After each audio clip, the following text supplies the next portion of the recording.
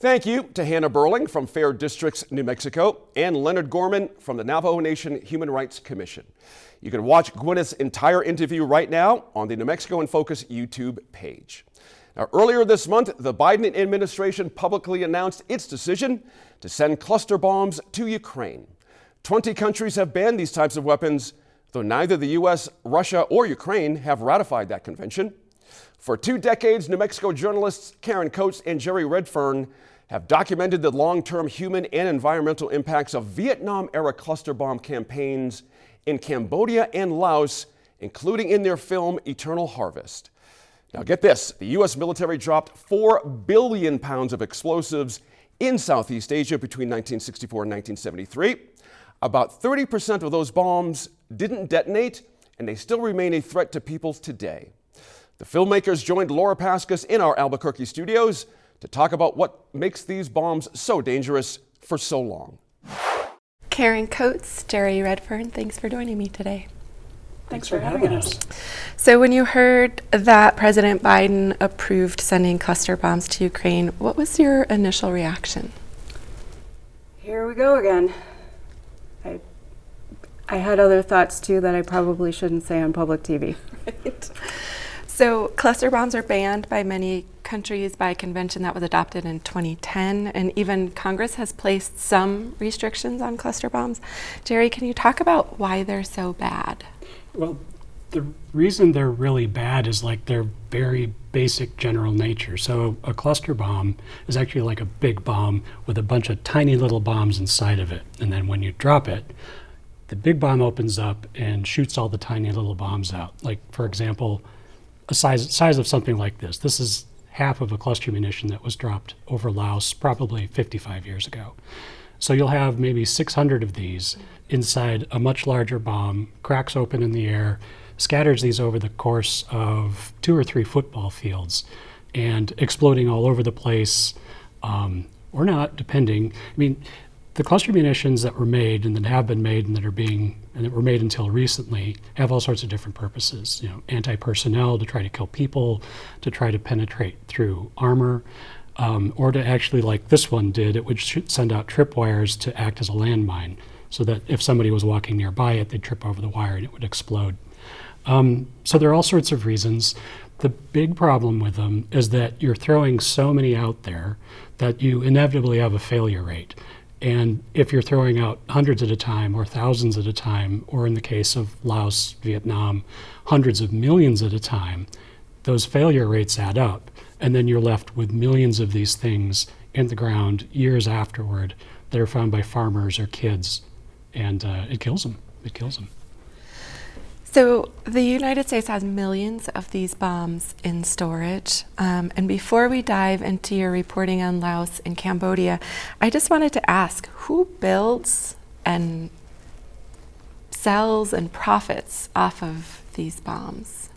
Well, just to clarify, as far as we know, as is reported, the United States is no longer manufacturing cluster munitions. There had been an effort for quite a few years to try to come up with a so-called better cluster munition with a lower failure rate below 1%. No one has ever been able to achieve that. And so I think it was in 2016 when the last company who was making them pulled out and said, we can't do this anymore. However, there's still desire to come up with something better. I was surprised because in a recent Washington Post story, it said, although the United States has used cluster munitions in every major war since Korea, no new ones are believed to have been produced for years. So we don't actually know if somebody's making them, or... Again, just to clarify, that isn't the focus area of our reporting, but as far as the research I have done, I have not come across anybody who today is making them in this country. Okay. However, they are being manufactured in other countries. Okay. So you've reported on the impacts of cluster bombs in Cambodia and Laos for about 20 years. I was wondering, on the ground, what did you learn? What are some of the stories that you've heard, the human impacts that you've seen there? We had been living and working in Southeast Asia for quite some time, but it was in 2005, going way back to then, we were working on an archaeology story. There's a large area called the Plain of Jars, full of these massive ancient stone jars. That area during the war was heavily bombed. And so today, and at that time, archaeologists and anybody studying the jars had to go with a clearance group, a bomb clearance group, to make sure that the area was safe. Many of the jars had been destroyed or damaged in the bombings. And in the course of reporting this story, we were in that area for about 2.5, 3 weeks, and we heard of more than 20 accidents with cluster munitions just around that area. So we kind of looked at each other and said, we need to do something more on this. And we met a 10-year-old boy named Beek, who was in the hospital just a few days before. He'd been out working in his field, and he hit something and it blew up and caused, major damage to his belly and his face. And that was sort of what really motivated us to look into this deeper. And over many years then we encountered, I don't know how many stories like that. So these were bombs that were dropped in the 60s and 70s, is that right? And so I'm imagining that there were terrible impacts at that time, but now decades and decades later, still? Yeah, so the bombs don't necessarily stop working. And I mean, it's a bit of a misnomer to call them duds. I mean, they just haven't gone off, right? But they're still, in most cases, completely capable of going off at this point. And that's really the big issue.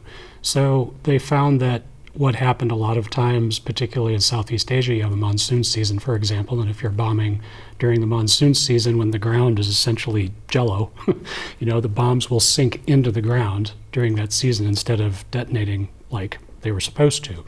And then they can churn. It's a term called turbation, how the soils churn all on their own between seasons and such. So things that can be dropped in one place, they fall, you drop a bomb here, it doesn't detonate, it can churn through the ground, pop up somewhere else. And these sort of dangers just, keep on moving through fields year after year, decade after decade. And these things still happen. They still find things in Laos today, and Cambodia, and Vietnam. So it sounds like there's obviously impacts on individual people and families and communities. What about the governments? How are they handling having to deal with this US-caused problem all these decades later? In Southeast Asia, in Laos in particular, that's a really difficult question to answer, and it's a tricky question because there are so many complicating factors about the Lao government, which is a communist government. So the United States actually does shell out a great deal of money. Well, they say they shell out a great deal of money. They call it a great deal of money every year to help these countries clear up bombs there in Laos, in Cambodia, in Vietnam. The idea, though, they've been doing this has been going on since the early 90s. So that's 30 years. We're still paying millions upon millions of dollars a year to help clean up this issue. They're still finding bombs. The governments do want to work to get rid of these problems to greater or lesser extent. I think for the most part, they all really want to get rid of it. But for an economy like Laos, which is very much a lower developing economy, they also, I think, often don't want to scare off investors. So they don't talk about it as much as Vietnam does, or as much as Cambodia does, because they don't want to scare people from showing up and doing things that Laos has space and money to do, like mining or forestry and such, which are dangerous if you don't work with clearance teams. Right. In a 2016 story, Karen, you wrote, "The craters are not just vestiges of war, they're geographic testaments to the anthropogenic force of bombs. Research shows that when a bomb bursts, it alters long-term soil formation, vegetation growth, and hydrology. It also affects how people use the land in the future. It's a phenomenon so disruptive that it's given rise to a new field of science with an evocative name, bomb turbation." Can we talk about those environmental impacts? Yeah, and Jerry had talked a bit about this already. Anytime you have an explosion, it's going to turbate the soil, the sediments, the rock, whatever is in the environment. when you have multiple explosions in a place, which is exactly what happens with cluster munitions, you have, you know, bomb, bomb, bomb, bomb, bomb, bomb, bomb, bomb, bomb, there's an even greater effect. So in places in Laos, for example, as we have seen, there are still large craters and small craters all over the countryside, to the point where 50 years later, they're deep enough, they're prominent enough that people use them as ponds. They use them for fish. Buffalo will sort of wallow in the water in there. The changes in the landscape are not necessarily good or bad, but what happens is that anytime you have explosions like that on a battlefield, it does alter the landscape. It means that certain things might not grow there in the future that had in the past. It can change the vegetation, the soil structure, as I was saying. So it is, you know, there's a definite human-caused change to the environment and the way that people perceive the land as well. And another big thing about that, and a similarity between, say, Ukraine today and Laos, both are very heavily, you know, they're farming communities, farming areas. And so if you're a farmer and your land has been bombed, your land has been covered with cluster munitions, the way you see that land is going to completely change, because you are then afraid to go out anywhere. Even if there's just one that didn't go off, you don't know where it is, so you can't use it safely. Yeah. So I know you don't want to speak for the people of Laos or Cambodia by any means, but in your experience of interviewing people, what do you think that the people of Laos and Cambodia might want Americans and Russians and Ukrainians to really understand about using these bombs and really embracing their use in this war? I think they'd be horrified. I think they'd be absolutely horrified. I don't think anybody we've ever met has been anything but absolutely crushed by having come in contact with these things. I mean, emotionally and then physically as well. You know, a key thing to remember, sometimes people conflate landmines with cluster munitions, and they're actually quite different. There was a cover story in the New York Times this past weekend talking about landmines in Ukraine, and the key part about most of that is that a landmine is designed to injure a soldier, so that two other soldiers have to come onto the field and take that person off. So you actually get 3 for 1 that are taken off the field. These cluster munitions, like this originally, which is now a lamp, these things were designed to kill. So when people find them in the ground, generally speaking, they don't survive. I mean, this is an incredible danger, right? And they're small and they bury. And when these things are in the ground, you can barely see that they're there. They look like rocks. Or if you find one like this in a tree, it looks like a toy to a kid. So they're a totally different animal. They're small, they're hard to find, and they're meant to be completely and utterly deadly. Well, thank you both for your reporting and talking with me about all of this today. It's an important and frustrating story, so thank you. Thank you, Laura. Thanks, Laura.